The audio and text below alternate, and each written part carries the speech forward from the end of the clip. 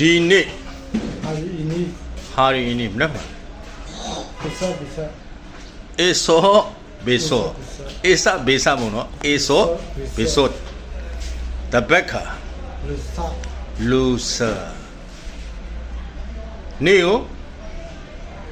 hari ဟာရီညောင်း malam မာလန်ဟုတ်ပြီနော်မနေ့က semalam စမာလန်မာလန်ကို essay လေးထည့်လိုက်နော်စမာလန်ဆိုရင်မနေ့တနေ့က kemarin Good morning နော်မနေ့တနေ့ကတဘက်ခါ lusa လူ lusa လူဆာဟုတ်ပြီနော်ဒီနေ့ hari ini ဟာရီနီအဲ့ကြတော့ဒီနေ့ကဘာနေပါလဲ nela တနေ့လားဟုတ်လား tinggal အင်္ဂါဘယ်လိုခေါ်လဲ isni တနေ့အင်္ဂါကို S နဲ့စတာလေ